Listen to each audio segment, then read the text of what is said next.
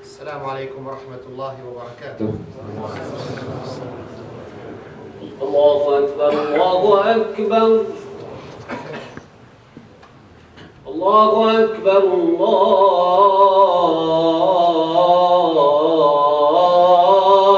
أكبر. أشهد أن لا إله إلا الله.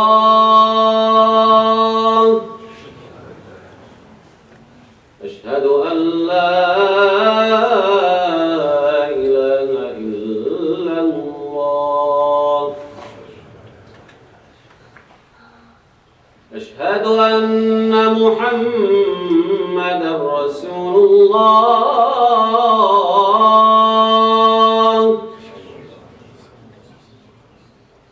أشهد أن محمدًا رسول الله. حي على الصلاة.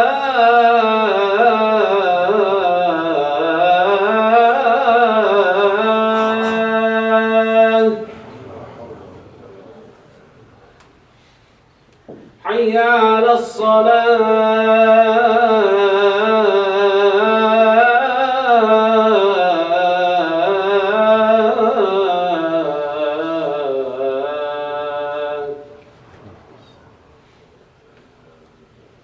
حي على الفلاح.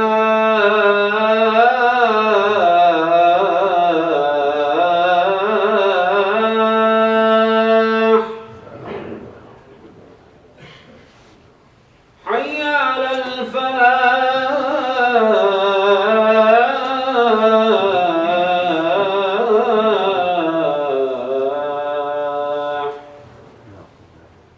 الله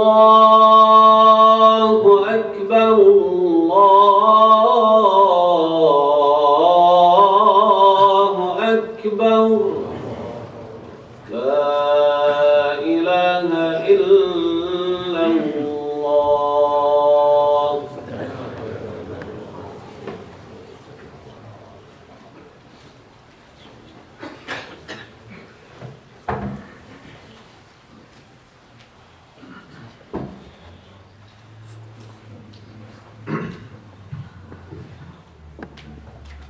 إن الحمد لله نحمده ونستعينه ونستهديه ونستغفره ونعوذ بالله من شرور أنفسنا ومن سيئات أعمالنا. من يهدي الله فهو المهتد ومن يضلل فلن تجد له وليا مرشدا. وأشهد أن لا إله إلا الله وحده لا شريك له وأن محمدا عبده ورسوله وصفيه من خلقه وخليله. بلغ الرسالة وأدى الأمانة ونصح الأمة وكشف الله به الغمة وجاهد في سبيل الله حق جهاده حتى أتاه اليقين. وأصلي وأسلم عليه وعلى آله وصحبه أجمعين وعلى تابعيهم ومن تبعهم بإحسان إلى يوم الدين. عباد الله، أوصيكم ونفسي بتقوى الله العظيم وطاعته، وأحذركم من معصيته ومخالفة أمره ونهيه. يا أيها الذين آمنوا اتقوا الله ولتنظر نفس ما قدمت لغد إن الله خبير بما تعملون. Praise be to God. We praise Him. We seek His guidance and forgiveness. Whomever Allah guides, none can misguide. And whomever is left without guidance, none can guide besides Allah. We bear witness that there is no one worth worshipping but Allah. And we bear witness that Muhammad is His last prophet and messenger. Prayers and peace of Allah be upon him, upon his companions, upon his followers, and their followers till the day of judgment. Ameen. Servants of Allah, have the taqwa of Allah. That is, have the balance between the love of Allah, the respect of Allah, and the fear of the consequences of your actions in this world and the hereafter. Have the taqwa of Allah and do not die except on the state of Islam, the state of submission to the will and the orders of God, the state of submission to the will and the orders of Allah subhanahu wa ta'ala, as Allah subhanahu wa ta'ala says in the Quran, وَلَا تَمُوتُنَّ إِلَّا وَأَنْتُمْ مُسْلِمُونَ. A very powerful verse in the Quran that Allah subhanahu wa ta'ala starts Surah Al-Ankabut with by saying, ألف لام ميم أحسب الناس أن يتركوا أن يقولوا آمنا وهم لا يفتنون. Allah says what could be translated as Alif Lam Mim. Did people think that all what they have to do is to claim that they believed, to claim their faith? Did people think all what it takes Are words coming out from their mouths? Or they have to still prove the reality of that claim? Do they still have to prove the strength of that faith? So Allah subhanahu wa ta'ala is telling us the nature of life that we're living in. The nature, the principle that this world living in, that we are all going through tests all the time. Allah says in Surah Al-Mulk, الَّذِي خَلَقَ الْمَوْتَ وَالْحَيَاةَ لِيَبْلُوَكُمْ أَيُّكُمْ أَحْسَنُ عَمَلًا. He's the one who created the cycle of life and death to test each one of us who's doing better. This concept or this principle should be very clear in the minds of every Muslim. That this world that we're living in, this life that we're living in, is just a short life. It's not supposed to be eternal. I don't think 100 years from now, any of us will be here. I don't think 1,000 years from now, any of our grandchildren will be here. That's the nature of life. That's the nature of this cycle that we're going through, the journey that we're going through. And we as Muslims believe that part of our faith, that death is not the end of the story. Death is not it. That's not the end of the story. We believe there is another stage. We believe there is another part of the journey towards God. That's how our faith teaches us. So whoever did good in this world, whoever did good in this life, will be okay in the hereafter. That's how we believe in. That's what we believe in as Muslims. This is something to keep in mind all the time. There is something that if you keep in your mind all the time, you'll have the peace of mind, you'll have the tranquility, you'll have the calmness, which is what? That death is inevitable. No one's going to run away from it. No one can run away from death. وَلَوْ كُنْتُمْ فِي بُرُوجٍ مُشَيَّدَةٍ. Even if you try to hide in the highest towers, behind the strongest forts, death will come to you. You cannot hide from it. And even though it's not the end of the world, it's not reversible. You're going to come back from it. And the time of death is set, as we believe. فَلَا يَسْتَخْدِمُونَ سَاعَةً وَلَا يَسْتَأْخِرُونَ. These are things, these are concepts that always help our mentality and help us understand the craziness that's happening around us in this world. I came to your masjid today with my mind talking about totally different topic. Totally different subject that has nothing to do with what I'm going to say right now.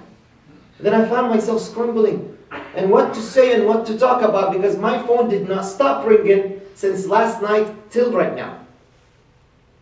On 2 hours of sleep, we getting calls and emails, people from all around the country, from all around the world, are reaching out to each other, trying to find out what are the Muslims going to do about the tragic that we heard. And we've seen, unfortunately, yesterday in New Zealand. This situation, this incident, yes, it might not be new. People are dying right and left around us. Muslims are being killed all around the world. But the ugliness of how this was committed and how the video was recorded made people lose their minds. Youth are crying. Teenagers are wondering, why is this happening to our community? People are asking themselves, what kind of sick psychopath who would do something like this? And this is what we have to deal with. This is what we have to deal with as humans, not just as Muslims. This happened before in schools around the country. This happened before in synagogues. This happened before in Sikh temples. This happened before in churches. This happens before in movie theaters. These crazy things are happening around us. And as Muslims, we always ask ourselves, why would Allah allow this to happen? How do I deal with this tragic news?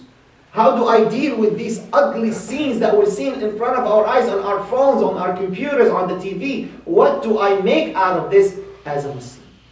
As a Muslim who's living in this part of the world in the 21st century.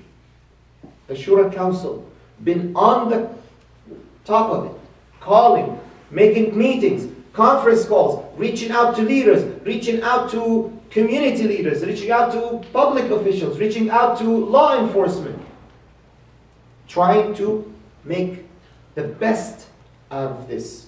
How can we make our community heal from this tragedy? This morning I had a call. I was on a call with the mayor of LA. This morning I was on a call with over 100 leaders of the Muslim community of Southern California. This morning I was on a call with the LAPD chief. This morning I was on the call with the several LAPD and sheriff departments heads. And your masjid, alhamdulillah, look how beautiful it is when you walked in. You saw these beautiful guests. They're visiting our community, telling us you're not alone, showing us support and sympathy, showing us that, you know what, you have friends in the society, you're not alone. Some of them are actually among us right now, listening to the talk, and they will be talking, some of them, after the khutbah. So I humbly and kindly request from each one of you, do not leave your seat after the salah is over. We'll make it a short salah so we can hear from the mayor and the chief of police. So this amount of work and this amount of communication makes us all wonder, what do our community need to learn in this tough time? First of all, if you receive a video that shows the graphic and tragic incidents of that massacre, please do not watch it. It will traumatize you mentally. Please do not share it. You'll cause trauma to everyone who you share it to, especially our young people. Do not let people, it's not a game. It's not like one of these video games that people are, this is what they're trying to make it look, those evil people. So please, let it stop in your phone. Delete it. We already contacted YouTube and contacted Facebook and Twitter and all these big organizations asking them to take it down. Alhamdulillah, they were able to take it down. But when it goes through your own phones and WhatsApp and text messages, we have no control over it. You have to stop. If someone sends it to you, delete it and send it back to them. Tell them, please do not share this video. It's not going to cause any goodness. It's not going to help in any way to heal the wounds that we're having after this news. So that is something that I would like you to keep in mind. But as Muslims, one of the beautiful things that we have in our lives are two sources of wisdom, two sources of knowledge, two sources of comfort: Al-Quran and the Sunnah of the Prophet sallallahu alaihi wasallam. So when you are facing any kind of tough time in your life, whether it's financial problems, whether it's marriage problems, whether it's children problems, whether it's community problems, whether it's a terrorist attack like this one that's been against one of our fellow Muslims all over the other side of the globe, we have the Quran and the Sunnah of the Prophet to go back to and feel some comfort. And this is what I did myself. I went through, what would the Prophet ﷺ tell me if I'm standing in front of him telling him, it is really painful, I don't know how to cope with this. And I can imagine him ﷺ with his beautiful face, with his beautiful shining smile, with the beautiful smell that comes out from his hand when you shake it, that he would tell you these few things. He will tell you, listen to what Allah says in the Quran, قُلْ لَنْ يُصِيبَنَا إِلَّا مَا كَتَبَ اللَّهُ لَنَا. Nothing will harm you unless it was destined to affect you. When he was riding his mule and his young cousin was sitting behind him, Abdullah ibn Abbas, the Prophet ﷺ told him, Ya ghulam, let me teach you some words, O boy. احفظ الله يحفظك. Remember God, God will remember you. God will protect you. And then at the end of the advice he said, oh, be assured, if the whole humanity, if every single creature on the face of earth gathered to harm you, they will not be able to touch a hair from you if it was not decreed upon. And if the whole creation gathered to benefit you, you're not going to be benefiting from them unless it was your fate or your destiny. This gives me the peace of mind. قُلْ لَنْ يُصِيبَنَا إِلَّا مَا كَتَبَ اللَّهُ لَنَا. Nothing will harm us unless it was destined. I get people calling me this morning, should I go to pray Jum'ah today? Of course you should go pray Jum'ah today. What kind of question is that? Of course you have to take your kids to the masjid. What kind of question is that? Of course you have to live normal and just be vigilant. Just be alert. Just keep going and do your duties and be part of the communities and do not think twice about saying, should I go to the masjid or not?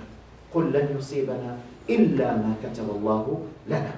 Number two, with our strong belief and confidence in Allah being Al-Hafiz, Al-Hafiz, the protector. One of his names is the protector. We still listen to what the Prophet ﷺ said to the man who left his camel untied outside the mosque. When he asked him, why didn't you tie your camel? He said, I depend on God. I trust God. Allah will protect it. He said, that's the wrong understanding of protection. اعقلها وتوكل. Tie it and then trust God. And then depend on God. That is the proper way. Yes, I'm going to have full confidence and full trust in God. But I'm going to do my part as well. I'm going to be vigilant. I'm going to be alert. I'm going to be making sure that if I'm coming to the masjid, if I see something suspicious, you know what? I'm going to call the police. I'm going to call the board of the masjid. I'm going to let people know, you know what? There is some guy who's been looking around the mosque, coming several times. Let's see what's going on. Let's try not to be naive. Let's try not to be oblivious about things that are happening. We still have to balance between being confident in Allah's protection and doing our part in taking the measures to protect our community and protect our family. Sisters who are wearing the hijab. Before I get that, please move forward, brothers. Sisters who are wearing the hijab, you are our heroes. You are our symbol in the streets. When I walk in the streets of Orange County, no one knows I'm Muslim. Unless they start talking to me or know my name or hear my accent. But you are a clear message that when you are walking in the mall and the street, people know you're Muslims. First of all, I ask Allah to protect you. And I ask Allah to protect our children and our wives and our mothers from any harm and any evil hand that will touch them. But at the same time, I want you to be vigilant. The solution is not to take off the hijab. The solution is not to change your identity. The solution is not to hide whom you are. The solution is to be vigilant. Be alert.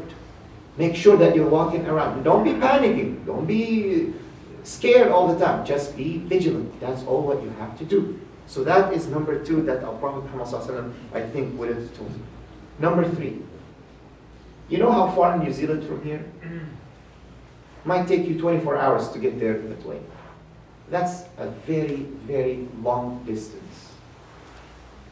How do we all feel this morning after we heard the news? We're sad. We're in pain. Our hearts are aching to people that we never met in our lives, to a masjid that we never visited in our lives and we might not visit in our lives, to a country that maybe we don't know how to point it on the map. But the fact that they're part of our family, they're part of the human family, they're part of the Muslim family, it reminds me of the hadith of the Prophet ﷺ. It's a true embodiment of this hadith when he said, the example of the believing community, the example of the faithful are just like the one body. When one part of it aches, the whole body will suffer. I did not hear any single Muslim who I spoke to since yesterday who did not tell me they're in pain, they're in shock, for something happened thousands of miles away from them. So that's a true embodiment and manifestation of the hadith of the Prophet sallallahu alaihi wasallam. مثل المؤمنين في توادهم وتراحمهم وتعاطفهم كمثل الجسد الواحد إذا اشتكى منه عضو تداعى له سائر الجسد بالسهر والحمى. The examples of the believers, the way they love each other, the way they support each other, the way they care for each other, the example of the one body. If one part of it aches, the whole body will feel the pain. That's our example. Something sweet that comes out from this tragedy. Another nice thing that comes out from this tragedy is the support that we get from the community around us. The example that you saw today is a small piece of what happened throughout on the global and the national and the local level. We got calls from all over asking us to convey to each one of you that they support you, that they feel pain, that their heart's broken for what is happening to our brothers in that part of the world. The support that we got is overwhelming, is nice, is beautiful. And the Prophet ﷺ said, "Man la yashkur الناس لا يشكر الله." Whoever does not thank people, he's not being grateful to God. So on behalf of our community, I thank our guests today. I thank the law enforcement officials. I thank the city council and the mayor officials. I thank every single person from the interfaith community, Christian, Jews, Sikh, Baha'is, whoever visited our mosque today. I thank you on behalf of each one of us for this beautiful gesture, for these beautiful flowers that you brought with you today. Thank you very much from the bottom of our heart. But also, keep in mind how it felt so good If you heard about a tragedy, God forbid, that happens to someone else, another communities, we should do the same. We should take flowers and go visit and tell them, give them our condolences and our support. Do not be shy from doing that. One of the sad things that happened in the past 10, 15 years, that the Muslims are always on the defense. When a tragedy happens somewhere else, they don't want to go, so they don't say, okay, we're blaming ourselves and we're apologizing. Khalas, no one thinks that way anymore. If something happened to another community, we should be there on the front lines, giving flowers, giving cards, giving our condolence and our warm, heartwarming feelings of love and care for people around us. Because it does make a difference in how people feel. So that is something to keep in mind. These are few advice that I would think the Prophet would tell us at this time. So what do we do now? As a community, what do we do? As individuals, what do we do? As leadership of the community, what do we do? These are few things that we should do or already been done, so I want you to be aware of them all. As individuals, calm. Be calm, be confident in Allah subhanahu wa ta'ala. Don't panic, don't lose hope. Don't look at the world with dark glasses and think the whole world hates us. No, the whole world does not hate us. This is the recipe for people to be radicalized, to think that everyone around them hates them. No, the majority of the world loves us. It's just these few crazy, evil people who would do something like this. That's a very small fringe of the large human family. So have tranquility, peace, and calm in your heart, that not the whole world is after us. Number 2, talk to your children. Please, talk to your teenagers and college student children, because for sure they've seen the video. Sit down and talk to them. And if they are mentally traumatized, seek professional help. Alhamdulillah, now we have a lot of Muslim professionals who are in the mental health therapy field. And they can spend hours and hours with our children and ourselves as well, to treat us and heal us from this tragedy and this trauma that affected us. Number 3, do not, and I repeat it, do not stop being engaged in the community. It's not a solution to stay away. That's one of the tricks of the shaitan at this time. He'll tell you the masjid is not safe. Let's just pray at home. Several months later, you don't have to pray. People will see you're Muslim if you pray at work. Let's just pray all the 5 prayers at home when you go home. This is the trick of the shaitan that wants you to be extracted out of the community. Together we are stronger. Together we are united. Together we can be protecting ourselves much better than you're by yourself. Prophet Muhammad sallallahu alaihi wasallam said, if you are away from the community, it's just like a sheep away from the cattle. The wolf can eat it very easily. Stay together. I know tonight there is a vigil or there is a gathering that's organized by the masjid. It's also good to sit down after Isha with the Imam of the masjid. Let's talk, let's vent out, let's just make it an open discussion between the community members and the Imams and the leaders of the masjid, so we can vent out our feelings. So this is on the individual level. On the masajid level, masajid and organizations should start talking to their local police departments and law enforcement departments to do some workshops in the masjid about how to handle mass shooting, how to handle crisis, how to handle tragedies like this. We will send you, as Shura Council, we will send you a form, an example letter. All what you do, just put your name of the masjid, the name of the police department, and send it to them. They will hopefully find it a very beautiful request, and they will come to your masjid, and they will do a training here. If they cannot do it here, they can do it in their own offices or in their own department. Many masajid already in Southern California are doing that, and many of them are on good terms with their local law enforcement, and they're doing these trainings already to protect their community. Number 2, make sure that you invite mental health therapists to your community, so they can talk to the community, so they can address things that are affecting their mental health. That is number 2. Number 3, send a letter to your local law department asking for extra security. There's no harm. These are our officials. These are our city workers. They are here to serve us. If you ask any police officer, any lieutenant, any sheriff department officer, they will tell you, we are here to serve you. Tell us what you want. Already several police departments in Southern California already told the masajid, we are sending extra patrol, extra security to your neighborhood to make sure that everything is safe and no suspicious activities are there. Number 3, connect and communicate with other masajid and see what are the best practices. We can have a regional rally somewhere in Orange County. We can have a regional vigil somewhere in LA. We can have so many things together as a community. That is something we can do together. On the leadership level, which is like the Shura Council, I've never seen the need for a leadership entity like the Shura Council as I've seen it in the last 2 days. There is a major need for us all to have an entity that leads the community. If you never felt the relevance of the Shura Council before, this is the time that you feel the relevance, because people don't know where to go.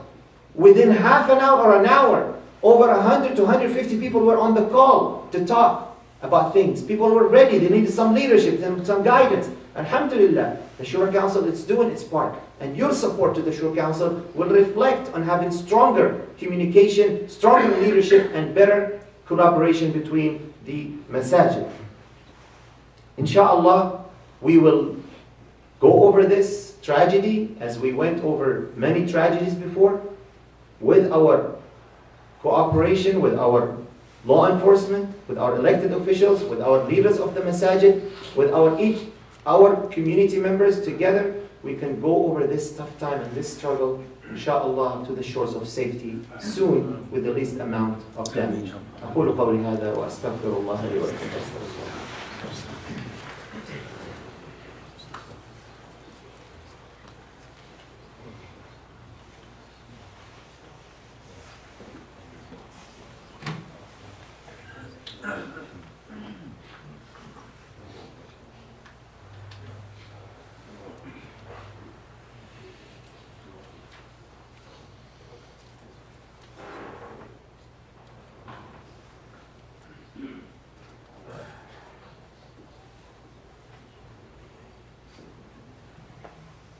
بسم الله الرحمن الرحيم والصلاة والسلام على رسوله أفضل الأنبياء والمرسلين وعلى تابعيهم ومن تبعهم بإحسان إلى يوم الدين. My dear respected brothers and sisters, it's normal to be sad when you hear these news. Don't try to fight that. It's normal to be outraged, but do not let your anger push you into taking it the wrong direction. Do not let your outrage make you mistreat others or cause harm to others. This is not the prophetic method. This is not the Islamic way of doing things. Prophet Muhammad sallallahu alaihi wasallam, after all what he went through in Mecca, after all the persecution, after all the mistreatment and the bad treatment of his community, when he was victorious over them, and he asked them, what do you think I'm going to do to you after all what you've done to me? They said, we don't know. He said, go, you are free. You are free to go. Complete forgiveness.